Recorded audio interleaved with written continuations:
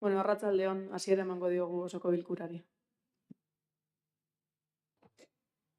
Lehenengo puntuan, 2008ko apirilaren 30ean eta maiatzaren 13an egindako bilerei dagozkien aktak onartzea. Ez badago honen inguruan zer esateko, proposamenaren aldeko botoak, hau batez. Bigarren puntuan, Soraluce, Elgoibar, Mutriku, Mendaro, Eibar eta Debako udalen arteko lankidetza hitzarmena onartzea. Baztertzeko arriskuan dauden pertsonentzako tutorepetzapeko Soraluzen dagoen etxebizitza erabiltzeko. Herritartasuneko batzorde informatzaileen diktamena ikusirik, osoko bilkurari proposatzen dio honako akordioak arditzala. Lehenengoa, Soraluce, Eibar, Elgoibar, Mendaro, Deba eta Mutrikuko udalen arteko lankidetza hitzarmena onartzea. Soraluzen bazterketa arriskua dauden pertsonentzako babespeko etxebizitza erabili eta kudeatzeko. Bigarrena, alkateari ahalmena ematea udalaren izenean eta ordezkaritzan hitzarmen hori sina dezan. Hirugarrena, akordeo Soraluzeko udalari jakinaraztea eta laugarrena, akordeo kontuarzailetza sailari jakinaraztea. Honen inguruan zerbait?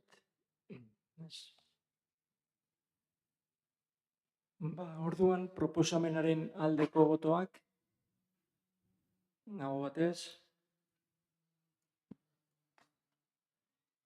Hirugarren puntua, 2024-2025 ikasturterako musika eskolaren prezio publikoak onartzea. Kasu honetan antolakuntza batzordeko irizpena daukagu, eta udalbatzarreko osoko bilkurari proposatzen zaio ondoko akordioak arditzala. Lehenengoa, musika eskolaren zerbitzuari dagozkien prezio publikoak 2024-2025 ikasturterako eguneratzea. Ikasturte hau 2024ko irailean hasi eta 2025ko ekainean bukatuko delarik. Eta proposatzen dira H-epigrafe musika eskolan horra jartzen diren kuotak eta gainerako prezioak. Eta bigarrena, administrazio publikoen administrazio prozedura erkidearen urriaren bateko 39/2015 legearen 45 artikulua dioen bezala, erabakia argitaratzea Gipuzkoako aldizkari ofizialean.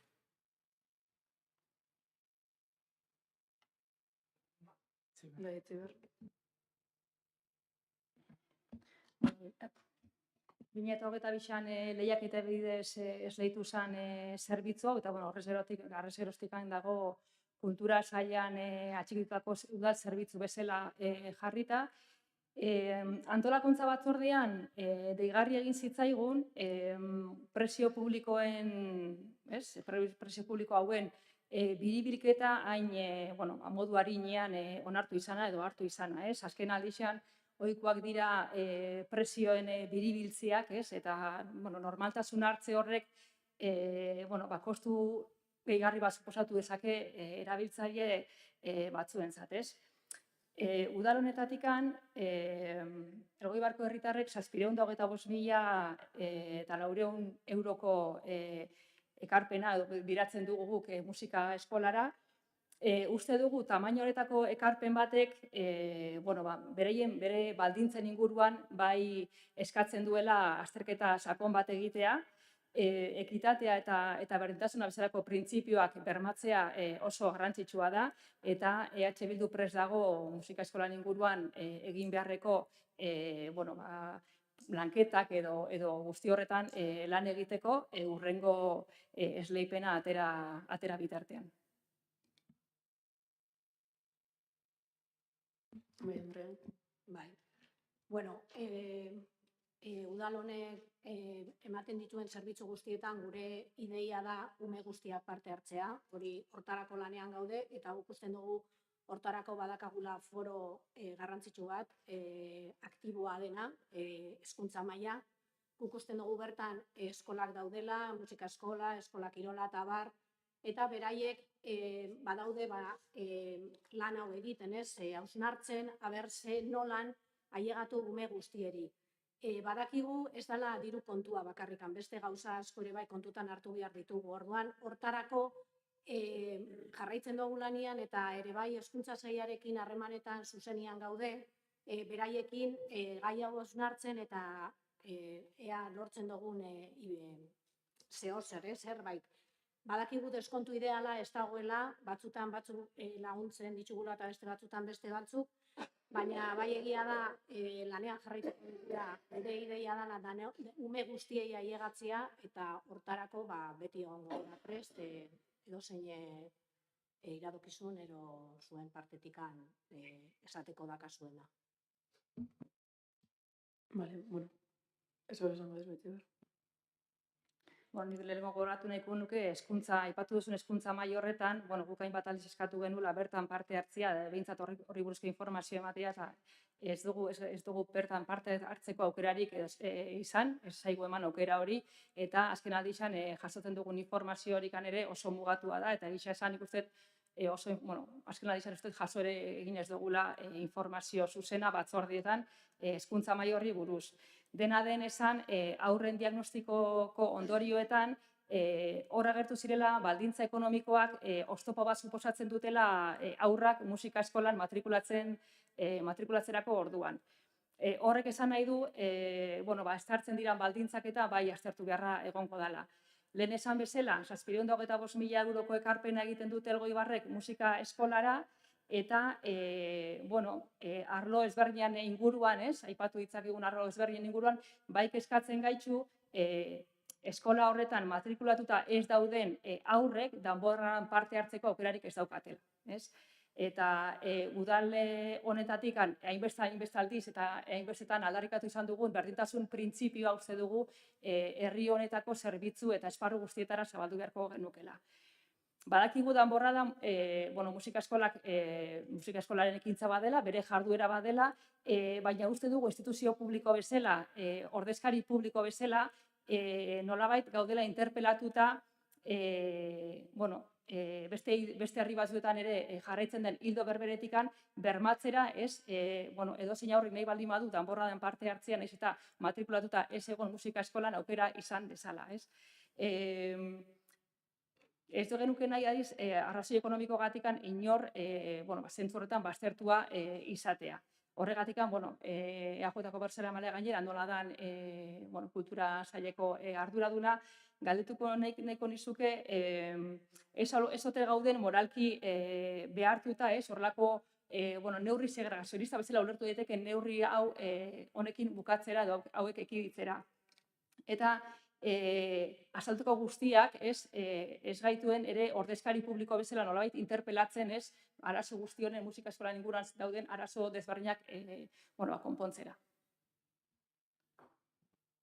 Bai, Andrea. Nik uste dut musika eskolan antolakuntzan guk aportazio bat egiten dugu ekonomikoa, gutxi gora bera erena dala. Baina ez dut uste gu geranikan musika eskolan antolakuntzan zelan antolatu behar den esan behar dugunak. Beraiek badakatek zelan esaten da, konseilu bat eta konseilu horretan hartzen dituzte erabakiak irakasleak eta gurasoak. Ez dakit nik zein da nire bete beharra hortan. Guk bai kudeatzen, guk bai kontuak eta eramaten ditugula, baina antolakuntzan eta gestioa beraiek dira, organismo isa autonomo bada. Nik uste dut beraiek lagabe hartigula, bai? Nik prest nago zuei entzuteko, zuek zer dakazuen, ero zer ekarpen dakazuen entzuteko. Baina nik uste dut hori musika eskolakin bildu behar gerala eta beraiek azaldu gauza horiek. Nik kultur zinegotzi bezala ezin naiz musika eskolara eta esan gauzak nolan egin behar duten. Nik horrela ulertzen dut, nire postua. Bestela... Bai, azken izango da, bale? Ez dut esaten, alde batetikan, udal zerbitzu bada, guk berdintasun printzipioa bermatu behar dugu, badaude aurrak danborrada horretan parte hartu nahi dutenak, eta ezin dutela parte hartu, ez daudelako eskola horretan matrikulatuta, hori bai, guk azkenian berdintasun printzipio hori bermatu behar dugu bai eta ekitatea ere bai. Eta bestalde batetikan, aipatu duan txosten horretan, asaltzea baldintza ekonomikoak, familia baten baldintza ekonomikoak izan ditezkela oztopo bat eskola horretan matrikulatzeko, horrek ere arazo bat suposatzen du, ez? Hainbat, hor jartzen du, hainbat laguntza ematen dira, ez? Familien kasuetan eta bar, baina hori nahikoa ez baldin bada, ondikan hala ere, ondikan baldin badaude arazoak haur batzuk matrikulatzeko, horrek esan nahi du baldintzak egokitu edo berritu egin behar direla. Hortuan daukagu tarte bat, 2025 uste bukatzen dela, ez? Esleipen hau, daukagu tarte bat aztertzeko, ez gu bakarrikan, eta ez guztion artean adibidez, erabaki dezakegu, hitz egin dezakegu horren inguruan, eta udal zerbitzu bezala, bai jarri behar ditugu baldintza egokiak, esan dudan berdintasun printzipio eta ekitate printzipio horiek bermatzeko. Eta nik uste hori dela, lan konpartitu bat dela, bai udal gobernuan daudena, bai oposizioan, eta baita musika eskolan bertako zuztaritza eta taldean artean, pixkatxo bat artean lortzeko baldintza hobeagoak, justuagoak eta aurrerantzean izatea. Bai, Andrea. Bai, lehen esan dituzudan bezala, guk ere bai lan hori, lanketan gaude, guk ez dugu, badakigu zerbitzuak ez diala ailegatzen ume guztiari, eta hori nahi dugu ondo egin, nahi dugu ume guztiai ailegatu. Orduan, hortarako lanian gaude, eta esan dizut, Eusko Jaurlaritzakin ere bai gaude harremanetan, beraiek ere bai lanketa bat daude egiten, zelan egin ume horiek ez dirua bakarrikan baizik eta beste gauza batzuengatikan ez diala ailegatzen udal zerbitzuetara, ero beste zerbitzu batzuetara, foru aldundikoak, ero dana delakoak. Eta orduan hor lanketa bat egiten ari gara. Eta danborradiari buruz, danborrada musika eskolak antolatzen du, guk ez dugu antolatzen udal bezala. Guk ez diogu dirua ematen hori antolatzeko, guk laguntza bat ematen diogu musika eskola gestioa orokorrian egiteko. Danborrada beraiek antolatzen dute. Egia da, igual, badakaten irizpenak igual orain egokitu egin behar diala, ez dakitxe egokitu egin behar dian, ala ez. Ez dakit zergatikan beraiek hartu duten erabaki hori, baina ni bakarrikan dakit beraiek antolatzen dutela, orduan beraien erabakia da. Zerbait esateko baldin badakagu, nik prest nago zuekin hitz egiteko eta beraiekin biltzeko. Osea, ez dakat arazorikan, baina nik bai nahiko nuke gauza honi buruz beraiekin hitz egitea. Porque niri interpelatzen diazue kultura zinegotzi bezala, baina nik ez dut hori erabakitzen, beraiek erabakitzen dute. Orduan, usten dut beraien gana jun behar gerala. Bai, bukatzeko nik bi aklarazio bai nahiko nituzke gai honen inguruan, askotan ez, udal zerbitzu bat dela, udal zerbitzu bat da bere berezitasunekin, ez dugu zuzenean zerbitzu hori ematen, eta udalak pixkat dimensioa zein dan hartzeko, baina udalak finantzatzen duan portzentaia musika eskola, berdin finantzatzen du portzentai berean atxutxamaika bat, adibidez. Eta guk uste dugu atxutxamaikak daukan autogestiorako independentzia hori berdina izan beharko litzakela musika eskolan kasuan. Pixkat dimensio hartzeko askotan ez, entzuten degunean, 123 hori da topea dakaguna, Elgoibarko izarrekin diruz laguntzeko beraien jarduerako. Bestetikan, hezkuntza mailan egiten ari da lanketaetako baten, beti esaten dugu zerbait da, haur bat ere ez dela kanpoan gelditzuko eta hola izan da beti arazo ekonomikoengatik, edozein guraso gerturatzen bada eta hala izan da askotan, ez baten eta bitan askotan, bai atxutxamaikako zerbitzuetara, musika eskolara eta kirol patronatura eta beste hainbat zerbitzutara beti edukidu sarbidea, beti, inoiz ez zaio inori ukatu diruagatik, diru arazoegatik parte hartu ez alizatea. Hori za inoiz pasatu. Beste gauza bada, hausnarketa bat egin behar dugun edo ez, nola, ez? Sarbide hori nola izan behar da naturala eta deskontuak zelakoa dian, ez? Eta hori beti daukagun eztabaida bada. Orain dela gutxi onartu ditugu diru laguntzak udaldikoak eta onartu dugu ere bai aste santuan, Pasko astean itxendian ekintzeetan eta ikusten dugu zein dan errealitatea, ez? Familia ugariak eta bigarren seme-alabagatik esango nuke diru sarreren arazoa dutenak beste laguntza mota batzuk jasotzen dituztelako bat danian asko da. Orduan, hor badaukagu beste gogoeta bat eta hori da Andreak esatezuena hezkuntza maila izango da pieza garrantzitsu horretarako gala ere, beti gaude horretan lanian eta zuen proposamenak udala gustora jasoko ditu.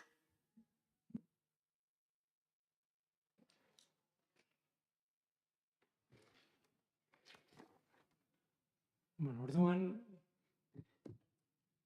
proposamenaren aldeko botoak, Kontra, abstentzioak, 10 alde eta 5 abstentzio.